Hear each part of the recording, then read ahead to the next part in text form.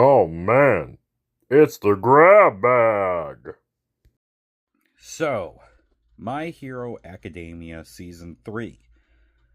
Now, I didn't just watch like every single episode in about a couple of days. I actually had recorded the previous video about My Hero Academia like almost a week prior to me uploading it. I was trying to spread out my videos because of how work has been so busy, and that was kind of my goal. So I had actually finished watching it quite a bit of, like almost a week prior. But to jump into it, season 3 is very interesting because you have the whole training camp situation. You have, more of the classes, class 1A and 1B, dealing with each other. You have the different schools starting to get into things, the provisional license test that they have to do. There's quite a lot of fun stuff that happens in this season, and it can get pretty intense with everything. And of course, you have the whole thing with the League of Villains abducting Bakugo, trying to turn him into a villain, only to have that fail. But on the flip side, All Might has to use the rest of his power, and now he is powerless.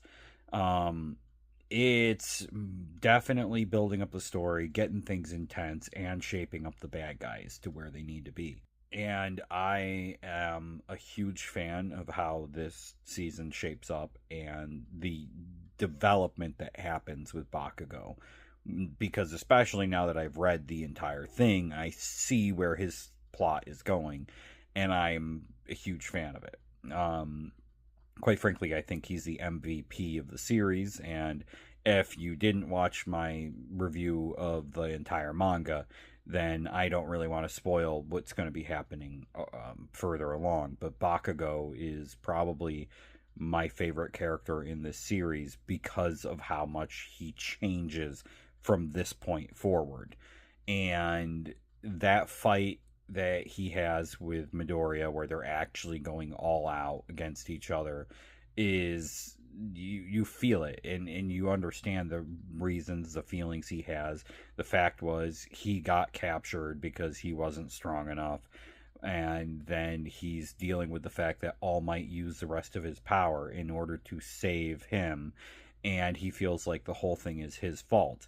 And even though that's not really the case, because All for One is a very, very evil person.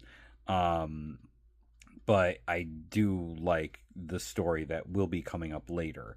Um, Having that weight from this point here is awesome.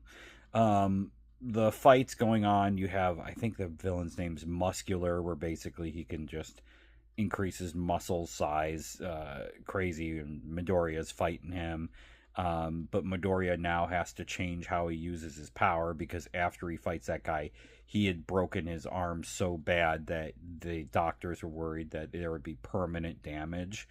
And then, of course, the provisional license exam, where they went up against, I think it's Shiketsu University is the other one.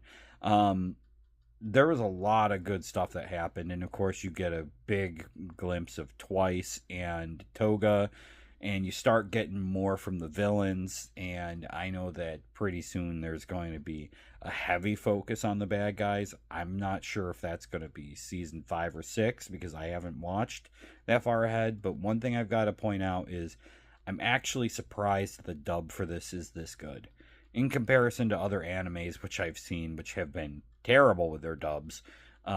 This one actually surprises me that it's that well done. Of course, it helps that every time I hear Kirishima, I just think of Yusuke Urameshi. And I know season 4 is coming up, so he's going to have a much bigger role in that season.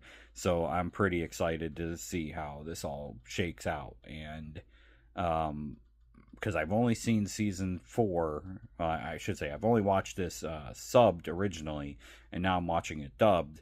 I'm pretty impressed with how it's been so far. But yeah, it's been a lot of fun.